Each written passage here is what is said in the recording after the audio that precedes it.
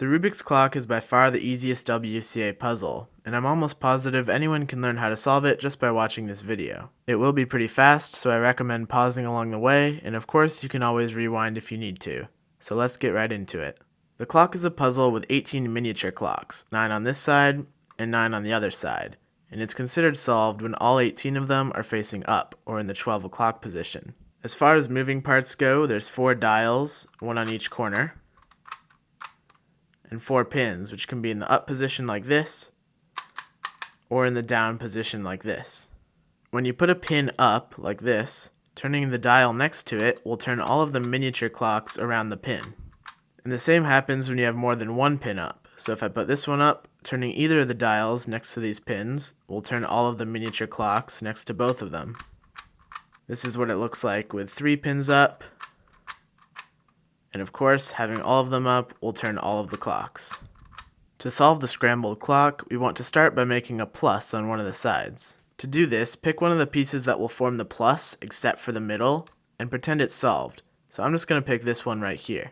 Now make sure you have all of the pins down except for one of them that will only affect the middle piece and not this piece that we're picking. This way I can turn the dial next to this pin to move the middle to be in line with that piece, like this. Next I want to put that pin down and pick the pin that will move these 2 pieces but not one of the other pieces in the plus. So that would be either this pin or this pin. And I'll just use this one, but it doesn't matter. Since both of our solved pieces are around this pin, I can turn the dial next to it to line it up with this piece down here. Now we put that pin down and put the pin up that those pieces are surrounding, like this. Then we want to move those 3 pieces to be in line with one of the 2 unsolved pieces. So I'll just pick this one, and we can turn it to line it up with that piece. Now that we have 4 of the pieces solved, we don't actually need to put this pin down, but we need to put another pin up that affects the piece we just solved. So for us, that'd be this one. Now I can move either of the dials next to these pins to move all of our solved pieces in line with the last one that wasn't solved. And now you can put the rest of the pins up and turn any of the dials to make the solved pieces facing the 12 o'clock position, like this. Before we worry about the corners on this side, we're actually just going to flip the clock over and do the exact same thing we just did, but on this side now. This time, it's very important not to turn a dial next to a pin that's down.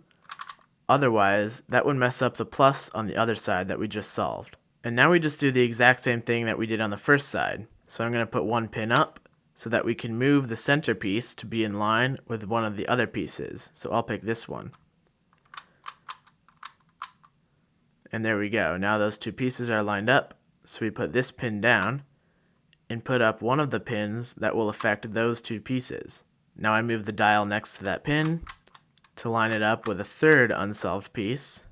So now these 3 are all solved. Now we put this pin down and put the pin up that affects these 3 pieces. So that would be this one. And we can turn the dial next to it to line up these 3 pieces with one of the other unsolved ones, like this. Now remember, we don't put this pin down because we have 4 pieces solved. So we just put up the pin that affects this new solved piece. And we can use either of the dials next to the pins to line it up with the last piece. Now we put up all of the pins and turn any of the dials to make the plus on this side facing the 12 o'clock position. And now we just have to do the corners, and we only have to do them on one side because when they're solved on one side, they'll be solved on the other side too. So this part is really simple. First, just pick one of the corners that's unsolved. So clearly this one is unsolved. Then I want to put the pin down that's next to that corner, but leave the other 3 up. This way I can turn one of the dials next to the 3 up pins to line up the entire plus that we solved with that corner. And now we can put that pin back up and bring the plus that corner to the 12 o'clock position. And we just do the exact same thing for the other unsolved corners.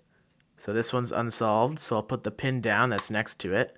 Then I can move the dials that are next to any of the up pins to move all of our solved pieces next to that piece. Now I put that pin back up and put everything back to the 12 o'clock position. I can put this pin down because it's next to this unsolved piece and use one of the other dials to move all our solved pieces next to that one.